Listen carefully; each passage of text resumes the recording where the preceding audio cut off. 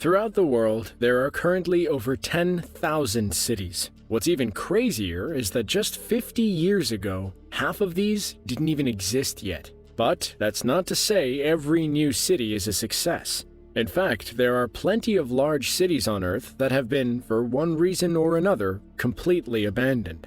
Some of these cities once housed thousands of people, but due to an array of circumstances, from nuclear radiation to depleted resources, now lie almost completely abandoned. You can actually visit many of the places we're about to discuss, and you can get some pretty spooky photo opportunities in the process. From Pripyat, Ukraine to New York, here are 5 massive cities that are completely abandoned.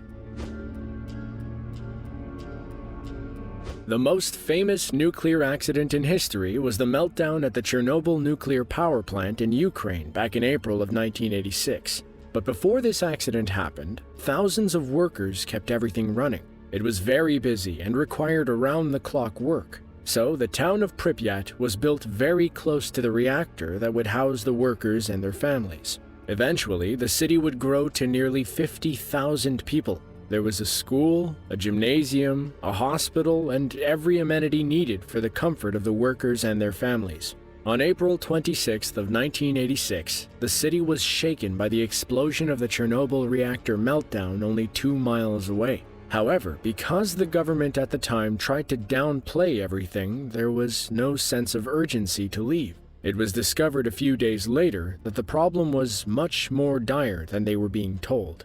The blaze burned for 10 days, releasing deadly radioactive material into the air and sickening nearly every worker that battled the blaze. Everyone left the city in a mad rush, leaving everything behind. Now, 34 years later, even though the city isn't riddled with radiation as it once was, levels are still dangerously high. Apartments that were abandoned still have much of their furniture. The school has desks and blackboards still set up as if the students could return any day to pick up where they left off. But nature has taken over the city. Animals have made the buildings their homes. Trees and vines have taken over the town square. It is the ghostly image of a once busy and vibrant community, brought to ruin by human error.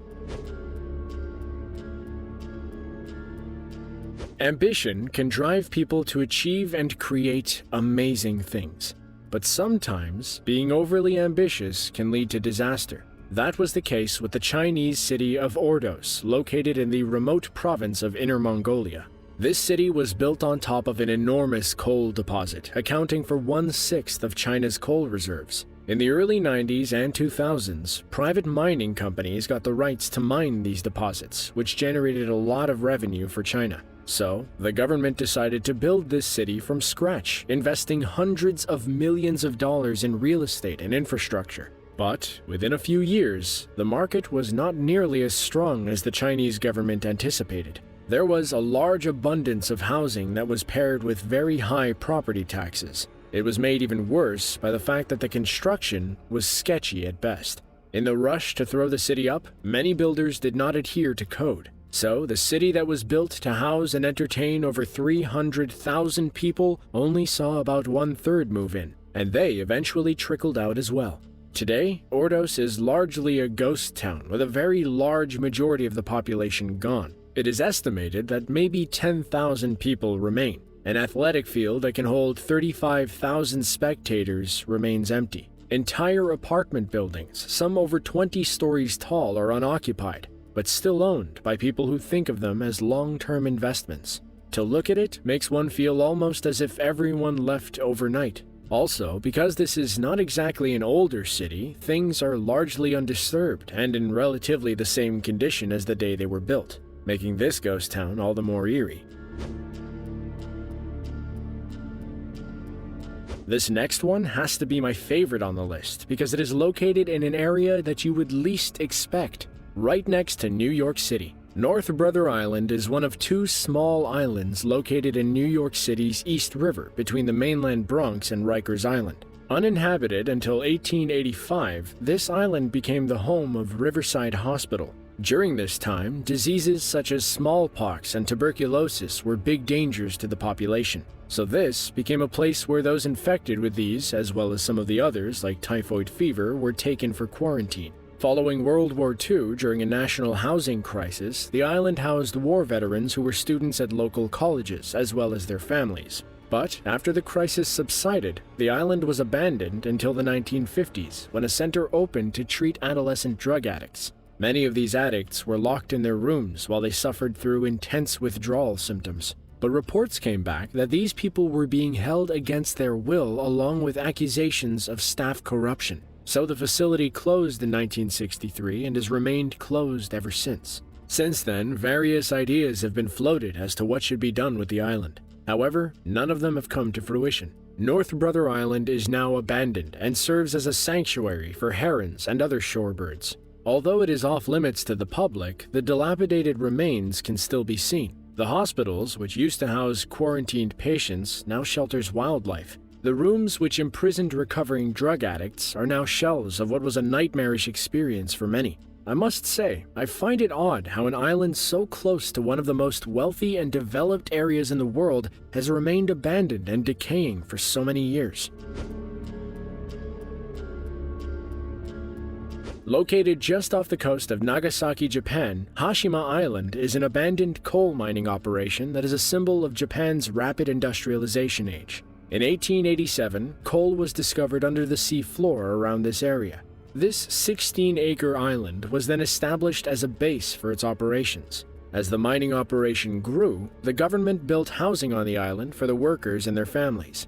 Eventually, in the 1950s, the island reached a population of 5,229 people.